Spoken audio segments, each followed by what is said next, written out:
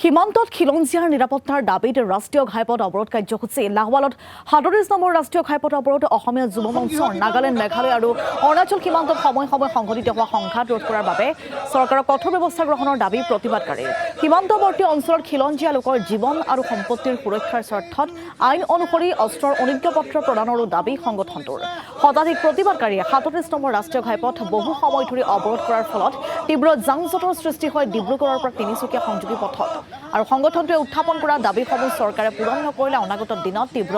আন্দোলন গঢ়ি তোলাৰ হুংকাৰ প্ৰতিবাদকাৰীৰ। সিদিনা মেঘালয়ত খাচী ছাত্ৰ সন্থাই আমাৰ অসমৰ গাড়ীবিলাক বাছি যিদৰে আমাৰ 4 বছৰীয়া শিশুলৈকে বাছি নোযোৱাকৈ যি আক্ৰমণ কৰিলে তাৰ ওপৰত আমি অসমীয়া যুৱ মঞ্চকে প্ৰমুখ্য কৰি অসম অনুসূচিত জাতি যুৱ ছাত্ৰ সন্থা কৃষক মুক্তি সংঘাত সমিতি লগতে আমাৰ ডিব্ৰুগড় জিলাৰ স্থানীয় আমি যিবিলাক দল সংগঠন আছে দল সংগঠনসমূহে আমি সমূহীয়াভাৱে আজি এই স্থলীত আমি প্ৰতিবাদ কৰিছোঁ। আমি আজিয়ে প্ৰতিবাদ কৰি আমি শান্ত নাথাকোঁ যদি অসম চৰকাৰ তথা মেঘালয় চৰকাৰে উচিত শাস্তি প্ৰদান নকৰে খাচী ছাত্ৰ সন্থাক। কথা হ'ল কি, মেঘালয়ে অসমৰ ওপৰত নিৰ্ভৰ কৰি চলি আছে। আমাৰ অসমৰ পৰ্যটকে মেঘালয় শ্বিলং চেৰাপুঞ্জী গৈ মেলি আমি তেওঁলোকক ভাত পানী ৰেচন যোগাৰ ধৰি আছোঁ। তাত স্বত্তেও তেওঁলোকে আমাৰ ওপৰতে যি বৰ্বৰতা দেখাইছে তাৰ আমি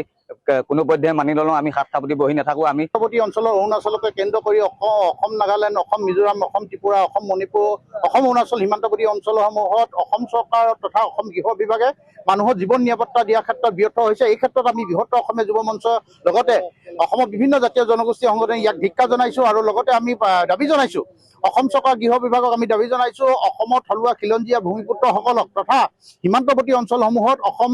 অসম নাগালেণ্ড, অসম মিজোৰাম, অসম অৰুণাচল সীমান্তৱৰ্তী অঞ্চলসমূহত জীৱন নিৰাপত্তা দিব নোৱাৰা খাতিৰত আমি অসমৰ থলুৱা খিলঞ্জীয়া হাতত বন্দুকৰ লাইচেঞ্চ তথা বন্দুকৰ অনুজ্ঞাপত্ৰ দিবৰ কাৰণে আমি দাবী জনাইছোঁ। অসম চৰকাৰ আৰু মেঘালয় চৰকাৰে অতি শীঘ্ৰে যদি ইয়াত যথোপযুক্ত ব্যৱস্থা গ্ৰহণ কৰিব নোৱাৰে তেনেহ'লে অসমত থলুৱা খিলঞ্জীয়া ঐক্যবদ্ধ হৈ এখন সংগ্ৰাম চলিব, যিখন সংগ্ৰাম কিন্তু অসমৰ হাতফানি অস্তিত্ব কিন্তু ইয়াত মুখিমুখ হ'ব। এই কথা স্পষ্টভাৱে আমি আপোনালোকৰ আগত প্ৰকাশ কৰিছোঁ আৰু লগতে প্ৰাক্তন আলফাসকলক আমি আহ্বান জনাইছোঁ আপোনালোকৰ যদি সঁচা অৰ্থত আপোনালোকৰ হাতত বন্দুক আছে অসম আৰু অসমৰ অস্তিত্ব ৰক্ষা কৰিবৰ কাৰণে কিন্তু সঠিক সময়ত যথোপযুক্ত ব্যৱস্থা গ্ৰহণ কৰিবৰ কাৰণে আমি